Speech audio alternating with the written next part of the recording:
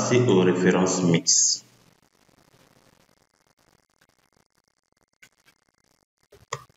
Alors, nous allons passer aux références de cellules, références mixtes. Ici, nous allons multiplier chaque valeur de cette ligne par cette colonne. OK?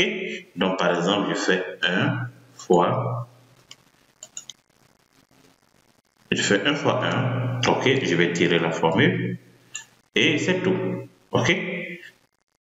Maintenant, je dois faire 2 fois 1, ainsi de suite. Donc, je sélectionne toute cette plage.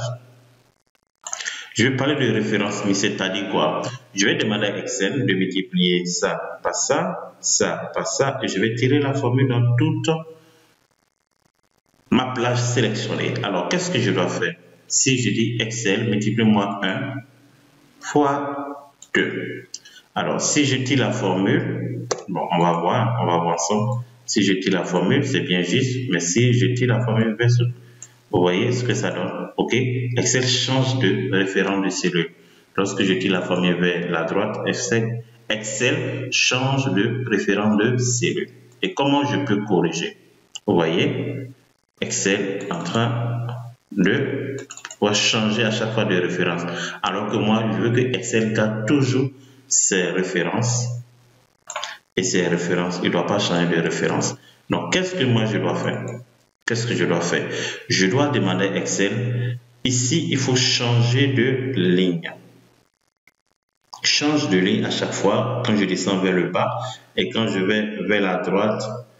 Tu dois garder toujours la même colonne. Quand je vais vers la droite, je tire la formule vers la droite, garde toujours la même colonne, mais change de ligne. Donc, qu'est-ce que je vais changer? C'est ici, je vais garder toujours la même colonne. Donc, ici, je vais mettre le $. OK?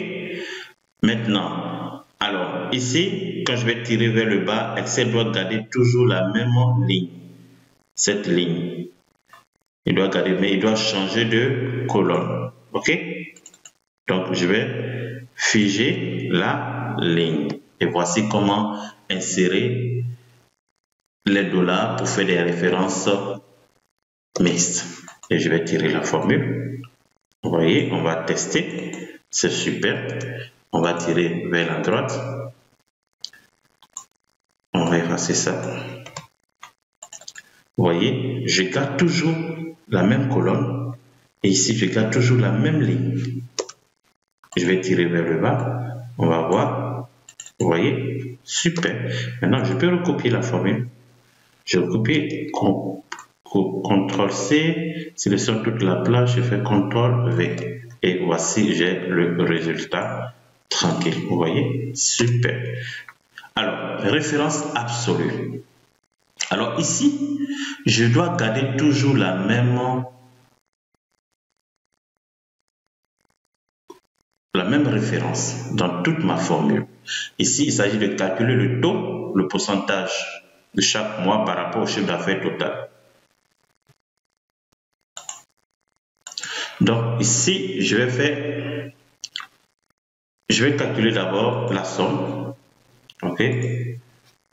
C'est bon. Et c'est cette référence B143 que j'ai besoin qui sera ma référence absolue que je vais utiliser dans toute ma formule.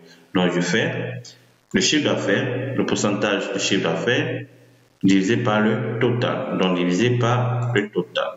OK? Si je tire la formule vers le bas, vous voyez, Excel change de référence. OK, c'est pas cette référence B143. Ça change de référence. Vous voyez? Vous voyez? Donc, je vais corriger cette formule. Donc, je vais figer. Excel doit garder toujours la même référence B143. Donc, je vais sélectionner cette référence seule et je vais insérer le $. Attention. Insérer le $. Pourquoi ça fait comme ça? OK, je vais mettre le $.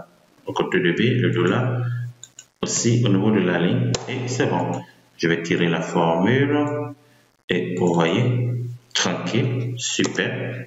On garde toujours la même référence. La même référence. Et je peux aussi tirer ici, ça fait 100%. Référence absolue.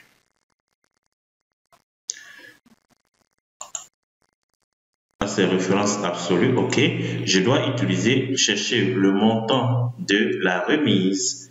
Le taux de remise est 10%. Donc, c'est cette cellule qui sera ma référence dans tout mon calcul. Donc, je vais garder toujours la même référence B150 dans tout mon calcul. Et qu'est-ce que je dois faire? Donc, la remise du chiffre d'affaires réalisé en janvier multiplié par le taux de remise qui est 10%. Et lorsque je vais tirer la formule, on va vérifier. Vous voyez que ça change de référence. Alors que moi, je veux que le chiffre d'affaires soit toujours multiplié par cette référence B150 qui est le taux de remise. Donc, je vais garder toujours cette référence en référence absolue. Et je garde toujours la même référence dans tout mon calcul. Et voici.